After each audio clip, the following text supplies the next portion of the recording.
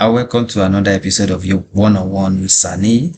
I'm your host Sirniyi, and on today's episode of one-on-one with Sirniyi, I just want to say something concerning mutuality in marriage, or things that I think we should all consider before going into marriage.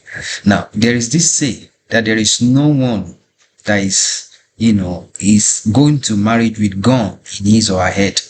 Before we go into marriage, we actually have our chances. We also always have our reasons to say yes or to say no.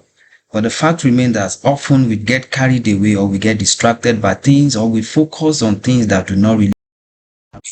And that is what I want to say, that there are these four things I want to advise, or I think you should pay attention to before you say yes I do. Now, the process of courtship is a time to actually pay attention to some very important things, and I want to call your attention to these four things. If you have not been paying attention to it, things that you should take note before you say yes I do, or before you go into marriage. Number one is the psychology of the person you want to marry concerning marriage.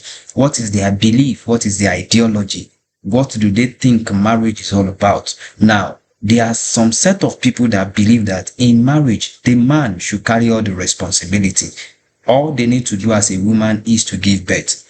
Are their ideology wrong? No, it's not wrong. That's their belief. Whereas there are some men who believe that as a wife, husband and wife must put hands together to make their family work. Is the ideology wrong? No, it's not wrong. You are the one that should look at it. For example, for a woman who believes that the husband should take 100% responsibility of the home, if you are a man going out with such woman, you should check it.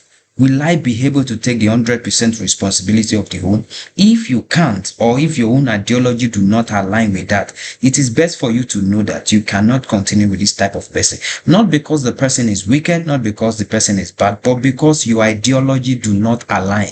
Psychologically, you are not compatible. For example, a man who believes that a woman should stay at home and be 100% full housewife, and you are a woman who want to explore, who want to travel, who want to study, who want to have your life full of. Well, now, when you are in a relationship with such a man, you should know that this type of a man will cage you.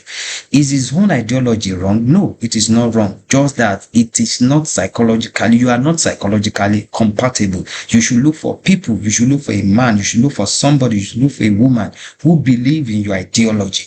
That is number one, the psychology of the person you are about to marry.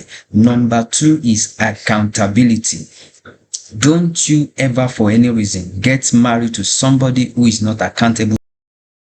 What do I mean by accountability? Now, there will always be a time in a marriage or in a relationship that you need to report your spouse to somebody he or she respects.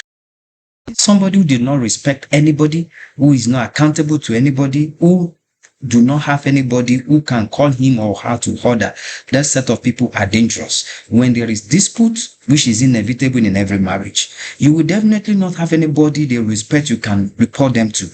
Now, there might be a situation you need to even, seek people to help you talk to him or her.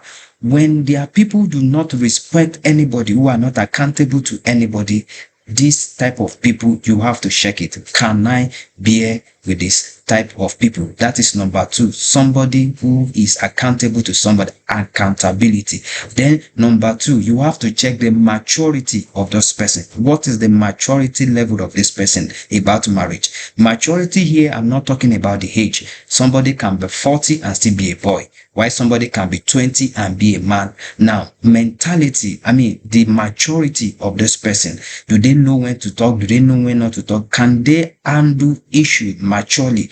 Can they separate emotion from reality? Now, you have to check, is this kind of person that can protect you, being a man or being a woman? Can this person protect you when the need be? Can this person handle issues when the thing be? Can this person respond maturely to situation? Even when you lost the idea, even when you don't know what next to do, can your partner come up and, step up the game for you? So you have to check the maturity of this person. You don't want to marry to a man that's in the midst of important situation and start crying.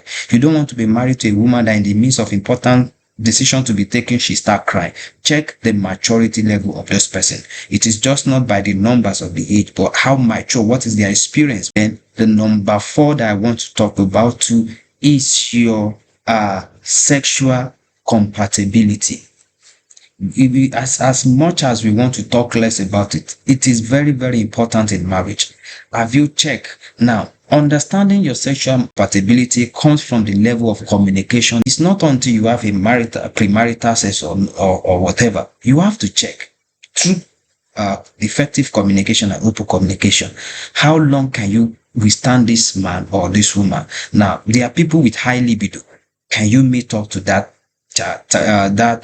test when it comes to marriage? Because when it gets to marriage, you no longer want to say you can dictate where you want sex or not. So you have to check. A lot of marriages are in shambles. They are facing challenges because one partner's libido is far above the other person's libido.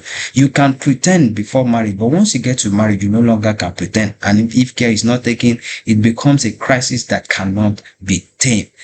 These are few things I just want you to pay your attention to. The psychology of the person you're about to get married to, the accountability level. Is this person accountable to somebody? The maturity, sexual compatibility. These are just my opinion, honestly. I wish you well, and I want to say, have the best day with your time in marriage. God bless. Thank you.